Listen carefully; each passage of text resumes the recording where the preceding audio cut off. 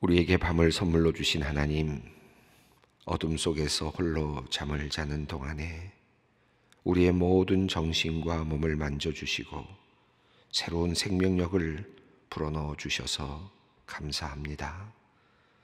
이른 새벽 모든 생명들이 주님의 은혜로 다시 일어나 주님을 찬양합니다.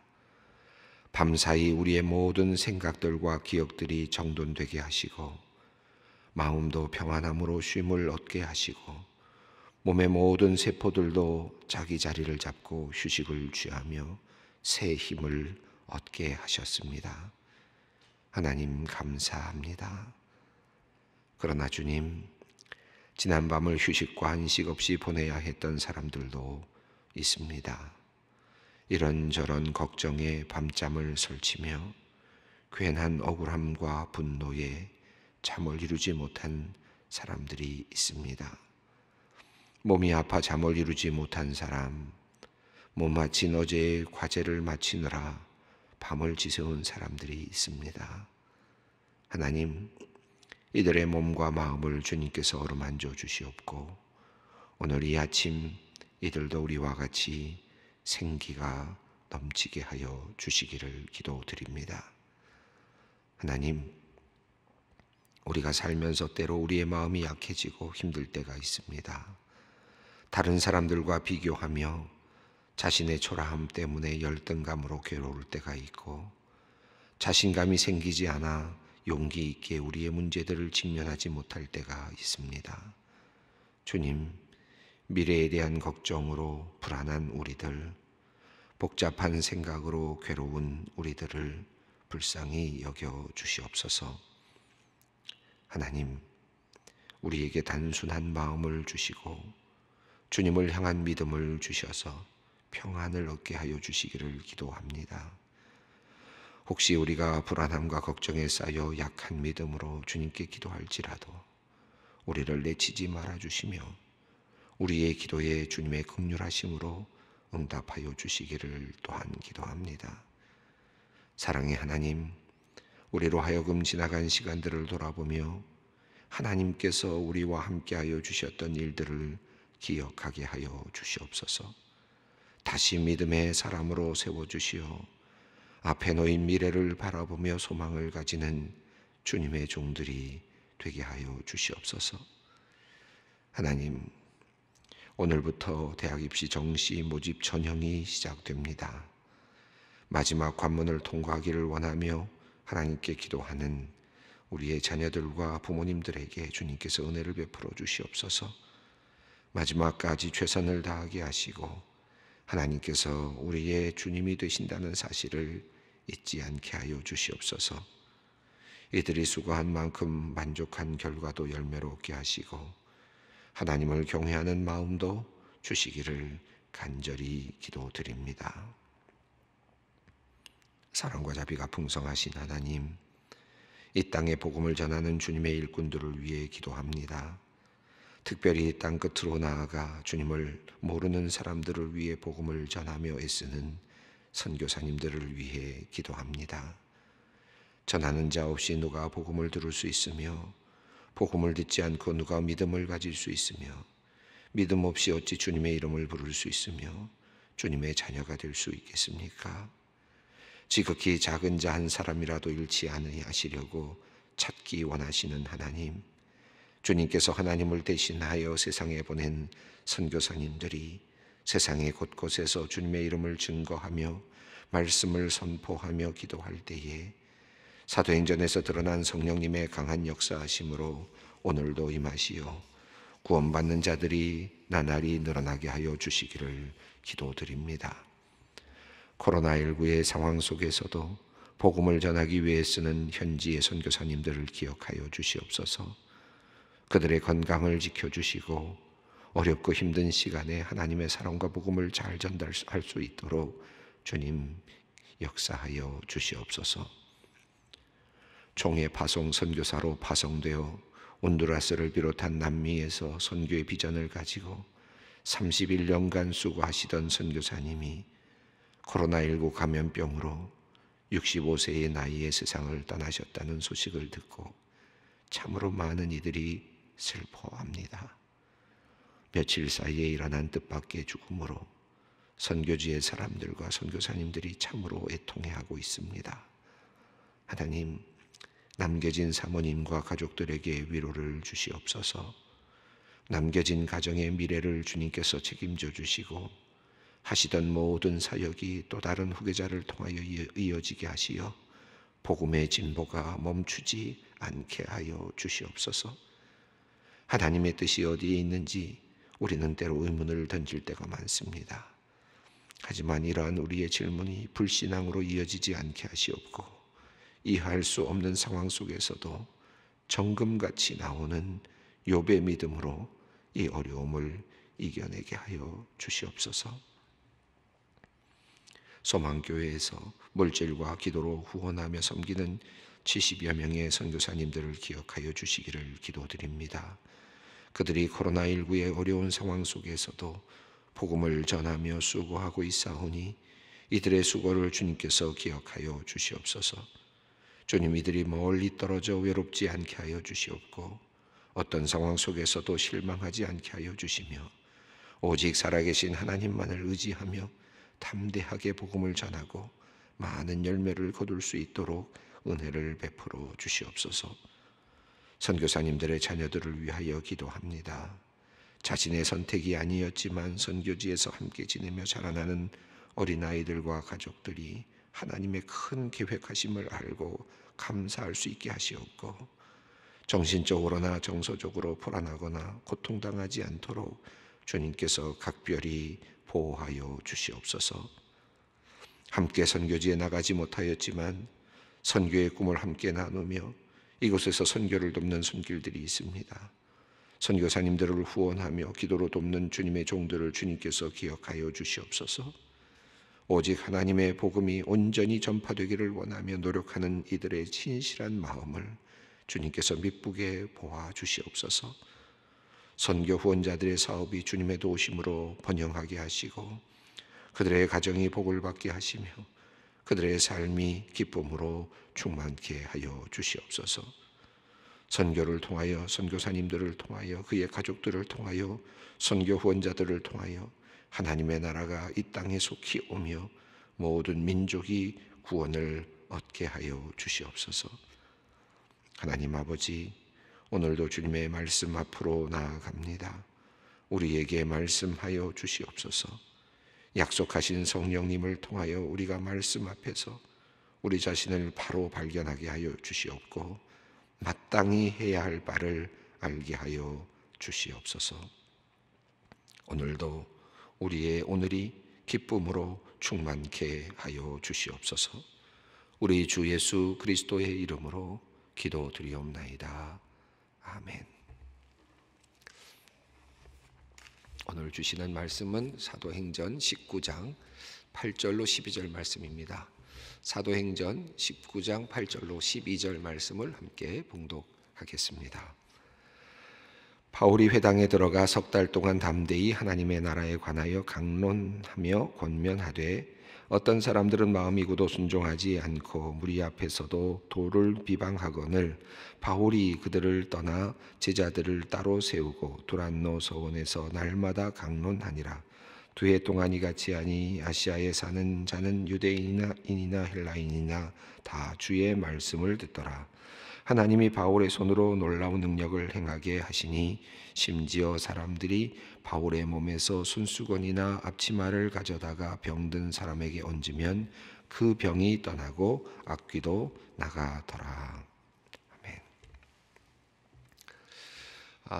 우리가 지금 사도행전을 읽어가고 있습니다. 한 가지 사도행전을 읽으면서 우리가 빠지지 말아야 할 함정이 있다고 생각하는데 우리는 읽으면서 종종 이제 그런 함정에 빠져들 때가 참 많죠. 이 사도행전 자체가 이 전도 여행의 전체적인 흐름을 알려주고 있습니다. 그래서 또 어디를 가고 또 어디를 방문하고 또 누구를 만나고 어떤 일이 일어났고 하는 하나의 일기와도 같고 또 그 사이에서 우리들에게 이제 전하해주는 많은 정보들이 있죠. 사도행전을 읽다 보면 자칫하면 그 일정의 흐름을 따라가다가 정말 중요한 것, 정말 그 안에 계시는 하나님, 또 역사하시는 하나님을 때로는 놓칠 때가 있죠. 오늘 이제 읽은 패턴도 많이 보던 패턴이다, 비슷하다. 앞에는 무슨 어디 이름만 바뀌었지, 안디옥 또는 비시디아, 뭐 또는 뭐 여러 곳들, 빌립보, 뭐 데살로니가, 이름만 바뀌었지 뭐 비슷하다, 이런 느낌이 들지도 모르겠습니다. 사실 그렇습니다. 또 읽어 내려가다 보면 비슷한 일들이 계속 반복되고 있는 것을 볼 수 있는데, 어디든지 바울은 가면 또 회당에 들어가고, 회당에 들어가서 말씀을 전하고, 말씀을 전하다가 또 유대인들과 부딪히게 되고, 그렇게 되면 또 박해를 받게 되고, 때로는 매를 맞기도 하고, 그리고 또 그곳에서 쫓겨나기도 하고, 나오기도 하고, 도망가기도 하고, 그러다가 또 다른 곳으로 가서 또 회당에 들어가고, 또 그곳에서 말씀을 전하고, 이 같은 패턴이 계속 반복이 되죠. 오늘 본문도 거의 비슷한 패턴으로 되어 있어서 읽다 보면 그냥 일상적인 이야기다, 이렇게 볼 수도 있을 것 같습니다. 우리가 이제 이 사도행전 읽어가면서 조금 더 상상력을 불어넣을 필요가 있을 것 같아요. 이게 어떤 의미일까? 또 이것이 이 상황 속에서 바울의 마음은 어땠을까? 또 이곳에 있는 사람들의 어떤 마음은 어땠을까? 그들이 경험하는 예수 그리스도 복음은 무엇이었을까? 이것들을 이제 생각하면서 상상력을 불어넣어서 이 본문을 보는 것이 굉장히 중요하다고 생각합니다. 그래서 우리가 이 일정을 따라가면서 이제 바라보는, 그래서 이 정보만 가지고 이 본문을 보는 것, 이것이 우리가 놓칠 수 있는 그런 부분이 아닐까 하는 생각이 듭니다. 우리 이 본문을 읽으면서 또 우리가 하나 또 놓치지 말아야 될 것은, 사람들, 하나님의 이 일정을 보면서 우리가 읽어 내려가다 보면 순간순간 주시는 그 말씀들이 있습니다. 그래서 뭐 예를 들면 하나님께서 어디를 막으셨다든지 또는 열어주셨다든지 이런 표현들이 나오는데, 그 표현들을 정말 이 하나님의 어떤 큰 그림으로 볼 거냐, 아니면 순간순간에 어떤 나타나고 있는 하나님의 역사하심으로 볼 거냐, 이제 이런 문제들도 또 하나 우리가 자세히 봐야 되는 문제들입니다. 자칫하면 우리는 하나님께서 역사하시는 과정 속에서 이렇게 하셨던 사건들, 사도행전에서 나타나는 이런 사건들을 하나님의 총체적인 어떤 전체적인 하나님의 뜻으로 이렇게 이해할 수도 있습니다. 그런데 자세히 살펴보면 또 그렇지 않다는 것도 우리가 알 수 있거든요. 이런 것들을 우리가 사도행전을 읽어가면서 조금 더 주의 깊게 볼 필요가 있다고 생각을 합니다. 이 에베소라고 하는, 제가 이 말씀을 드리는 이유는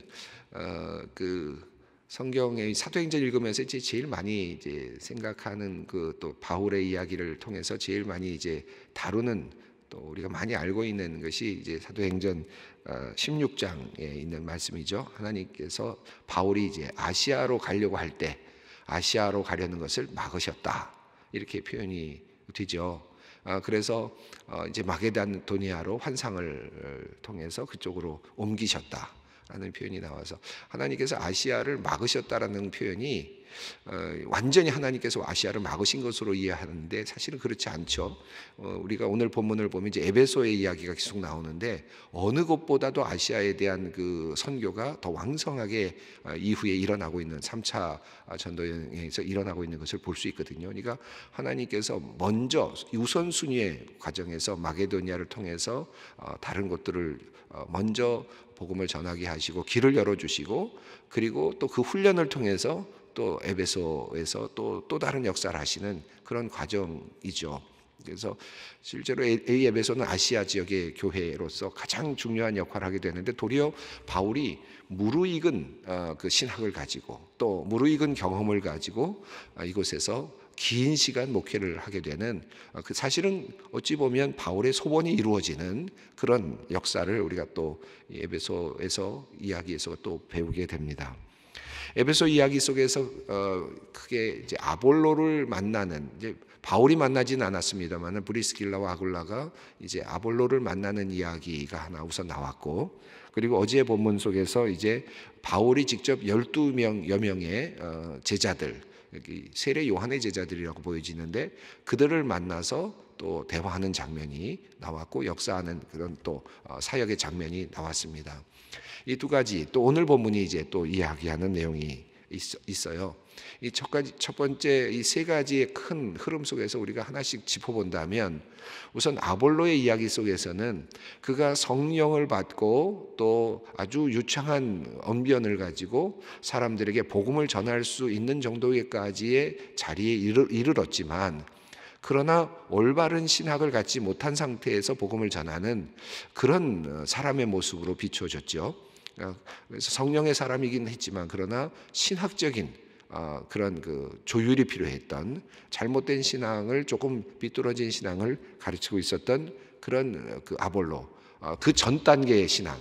그래서 세례 요한의 세례만을 알고 있는, 회개의 세례만을 알고 있는 그런 모습, 기다림의 세례, 예수 그리스도를 메시아를 기다리고 있는 그런 세례만을 아주 알고 있었던 그런 그 모습에서 이제 죄 용서의 세례, 그리고 예수 그리스도를 통해서 이 땅에서 그 구원이 이루어진, 그리고 예수 그리스도에 통해서 이 땅에서 그 예수 메시아의 오심이 이루어진 그런 신앙으로서의 한 단계 올라가는, 예수 그리스도의 신앙으로 이제 한 단계 더 업그레이드되는 그런 신앙이 필요했다 하는 이야기를 아볼로의 이야기를 통해서 하고 있습니다. 그리고 두 번째 이야기는 내가 성령을 받았느냐라고 하는 물음이었습니다. 이것이 두 번째 물음이었죠. 우리 기독교인들이 우리가 이 이야기 속에서 하나 먼저 짚어볼 것이 있다면, 과연 내가 올바른 신학을 가지고 있는가, 내가 바른 신앙을 가지고 예수 그리스도를 지금 믿고 있는가. 우리가 신앙이 조금 모자랄 수도 있고요, 또 과정일 수도 있습니다. 우리 모두가 다 완성되어 있지 않기 때문에 저는 아볼로의 이야기 속에서 멋진 아볼로의 모습을 전 본다고 볼 수 있다고 보여집니다. 왜냐하면 아볼로도 그렇고 바울도 마찬가지일 것입니다. 완전한 신앙, 온전한 신앙이라기보다는 그 신앙 안에서 조금 또 부족한 부분이 있으면 그것을 배우려고 하는 자세로 배워나가고 깨우쳐나가면서 그 신학을 보다 더 굳건하게 나가는 과정이 필요하다 하는 것을 아볼로의 이야기가 우리들에게 알려주고 있지 않은가. 끊임없이 신학적으로 바른 신학을 가지려고 노력하는 신앙의 태도가 필요하다. 그것을 아볼로의 이야기가 우리에게 하고 있다면, 두 번째 이야기는 바울을 통해서 네가 성령을 받았느냐. 이 이야기는 굉장히 중요한 질문이죠. 우리 그리스도인들에게 주시는 큰 질문입니다. 성령을 받는다는 것, 예수 그리스도를 통하여 세례를 받는다는 것은 성령을 받는 것과 같은 것이다. 성령을 받는다는 것과 같은 것이다. 그래서 성령을 받는 것으로서의 그리스도인, 성령 받은 사람으로서의 그리스도인의 자의식, 이것이 우리에게 필요하다. 그래서 우리가 성령을 받았는가, 이 질문이 우리에게 매우 중요하다고 할 수 있겠습니다. 그런데 오늘 이제 이어지는 내용에서 또 매우 중요한 한 가지를 우리가 배우게 됩니다. 8절 말씀을 읽어보겠습니다. 바울이 회당에 들어가 석 달 동안 담대히 하나님 나라에 관하여 강론하며 권면하되. 바울이 회당에 들어갔다는 말은 너무 자주 있었기 때문에 늘 나오는 반복되는 구절 같지만, 바울에게 있어서는 끊임없는 도전이었다. 바울의 관점에서는 끊임없는 도전이었다. 이것을 우리가 한번 생각해 보면 어떨까요? 바울은 데살로니가 교회에 가서도 그랬고, 또 빌립보에 가서도 마찬가지고, 가는 곳마다 그는 회당에 들어갔고, 또 그곳에서 복음을 전했고, 그리고 그곳에서 박해를 받고, 그리고 나서 또 쫓겨나기도 한, 이 끊임없는 반복이었지 않습니까? 그래서 여러 번 나는 이제 유대인들을 가르치지 않겠다. 그리고 옷을 털어버리고까지 나올 정도로 그렇게 단호했던 바울입니다. 그럼에도 불구하고 또다시 에베소 교회에 들어가서, 또다시 에베소의 회당에 들어가서 또 복음을 전하고 있는 바울. 무엇이 그를 그렇게도 끊임없이 회당으로 향하도록 했을까? 왜 그랬을까? 어찌 보면 유대인들을 향한 강한 마음, 간절한 마음, 그것이 있지 않았을까요? 그 사도 바울이 그 유대인들을 향한 강한 유대인들을 구원하고자 하는 그 열망, 그것이 얼마나 강했습니까? 그가 이방인의 사도였지만, 그리고 본인 자신이 하나님께서 자기 자신을 이방인들을 위한 그릇으로 세워주셨다는 사실을 알고 있었지만, 그럼에도 불구하고 그 끝까지 그는 정말 그 유대인들을 향한 열망, 그리고 그 민족이 구원받기를 원하는 그 소원이 있었죠. 그 소원을 가지고 끊임없이 지금 회당으로 들어가고 있지 않았을까. 한 걸음 더 나가서 그가 소아시아 지역, 아시아 지역으로 복음을 먼저 증거하려고 했던 이유가 또 무엇이었을까? 이방인들을 위한 사도로서 부름을 받았음에도 불구하고 아시아에 있는 유대인들, 많이 퍼져 있는 아시아에 있는 유대인들을 향한 열망이 있지 않았을까? 그런 생각이 듭니다. 그래서 바울은 역시 회당에 들어가서 이제 가르치죠. 여기 보면 석 달 동안이라는 표현이 나왔습니다. 물론 뭐 그냥 일정 시간 동안의 어떤 흐름을 정확하게 우리에게 알려준 그런 내용이라고도 볼 수 있겠는데, 비슷한 그 시간에 대한 내용이 나왔던 곳이 있어요. 여러분 기억하십니까? 데살로니가 교회에서 데살로니가에 갔을 때 17장이죠. 17장 2절에 보면 데살로니가에 갔을 때 새 안식일 동안 그 유대 회당에서 가르쳤다라는 표현이 나옵니다. 왜 뜬금없이 새 안식일일까? 라고 하는 생각도 들었는데 오늘 또 이 에베소 교회에서는 새 달 동안이라고 하는 표현이 나왔습니다. 이 3이라는 숫자는 뭐 유대인들에게는 또 완전한 숫자의 의미도 있죠. 그런 의미에서 또 표현이 될 수도 있는데, 저는 이런 생각이 들어요. 이 두 개의 그 기간을 이렇게 비교하면서 데살로니가에서 3주를 버틸 수 있는 능력, 데살로니가 회당에서 3주 동안 그 토론하고 논쟁하면서 그들에게 복음을 전할 수 있었던 그의 그 하나의 영적인 능력이랄까요? 어떤 전투력이랄까요? 복음 전도의 전투력이랄까? 그런 전투력이 지금 에베소 교회에 와서는 석 달 동안 버틸 만큼 늘어났구나. 그런 마음으로 그 내용을 제가 한번 보았습니다. 뭐 반드시 그러지 않을 수는 있지만 데살로니가 교회에서의 3안식일, 새 안식일 동안, 그리고 바울은 회당에 들어가서 에베소에서는 3달 동안, 그러니까 12안식일, 12번의 안식일을 지켰다, 그런 뜻이겠습니다. 자, 12번의 안식일을 계속해서 나가면서, 그러니까 얼마나 그 방법이라든지 이런 전술이라든지 복음 전파에 대해서 방식이라든가 이런 걸 얼마나 더 많이 고민했을까요? 얼마나 더 많이 기도했을까요? 담대히, 여기서 말하는 것은 자유롭게 거침없이 그런 뜻입니다.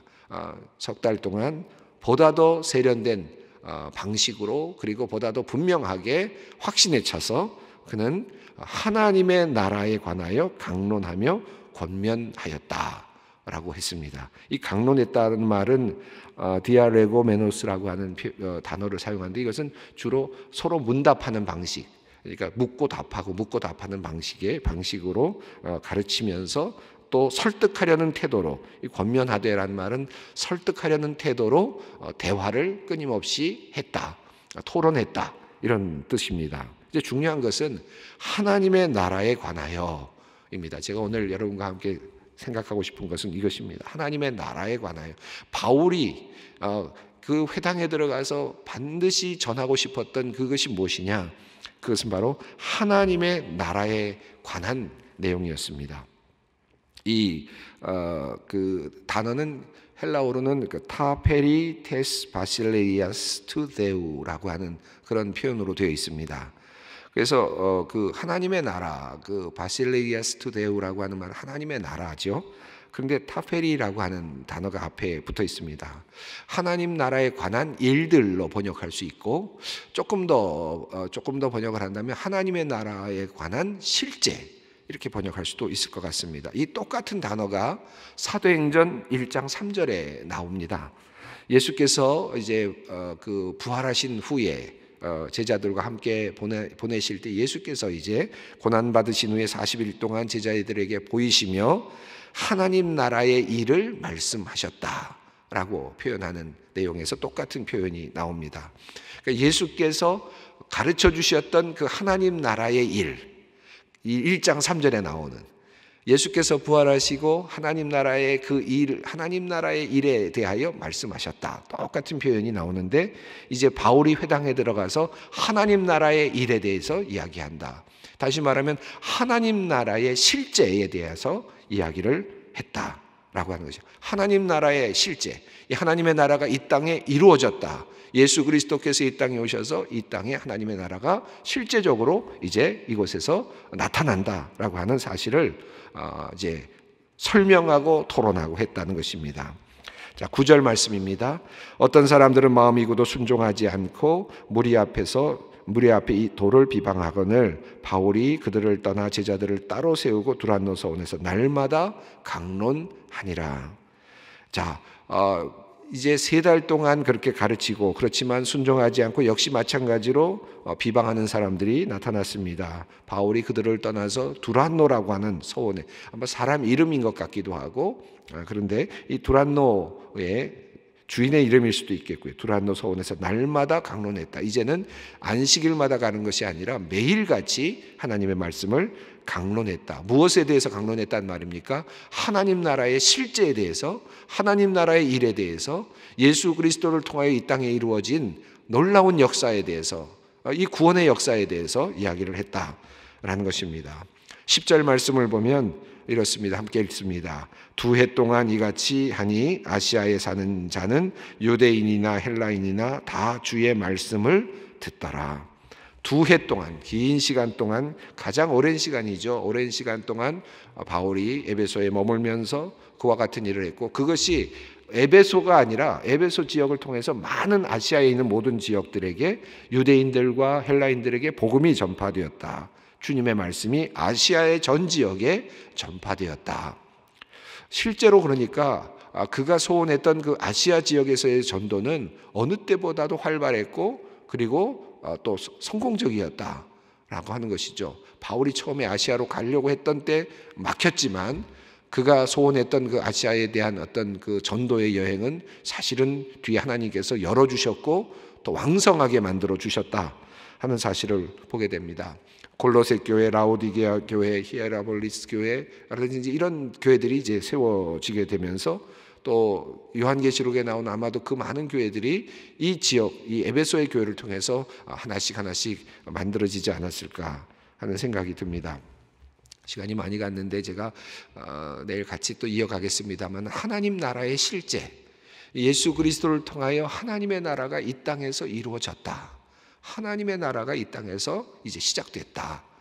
이것을 가르쳐주고 이것을 우리가 인정하고 이것을 받아들이는 것, 이거 굉장히 중요합니다. 우리가 예수 그리스도를 믿는다는 것이 뭘까요? 바른 신앙을 갖는 것이 중요한데, 그것은 성령을 받는다는 의미, 그리고 성령을 받았느냐라는 질문으로 나오고, 그리고 또 오늘 본문 속에서는 하나님의 나라의 실제를 경험하느냐, 우리가 예수 그리스도를 믿음으로써 하나님 나라의 실제를 우리가 이 땅에서 지금 경험하고 누리고 살고 있느냐, 이것이 그리스도인의 가장 큰 축복인데, 이것을 우리가 누리지 못하고 있다면 우리가 한번 깊이 다시 한번 생각해 볼 필요가 있겠습니다.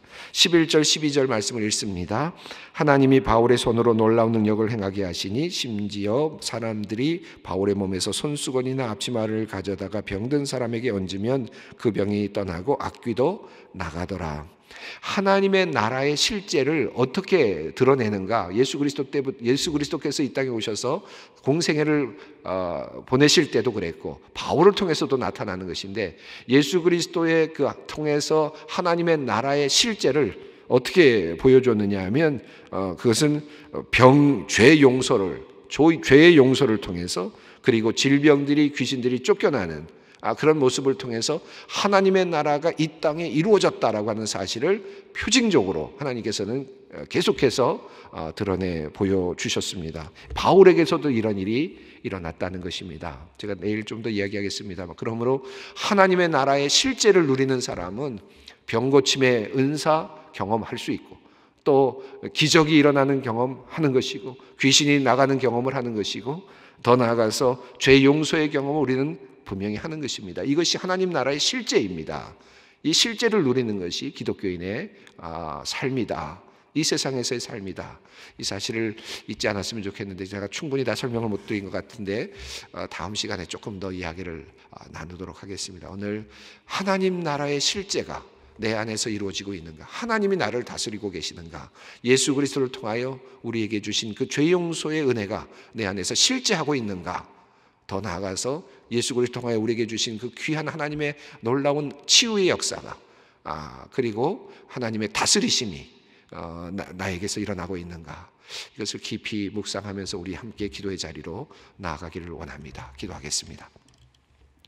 하늘에 계신 우리 아버지, 아버지의 이름을 거룩하게 하시며 아버지의 나라가 오게 하시며 아버지의 뜻이 하늘에서와 같이 땅에서도 이루어지게 하소서.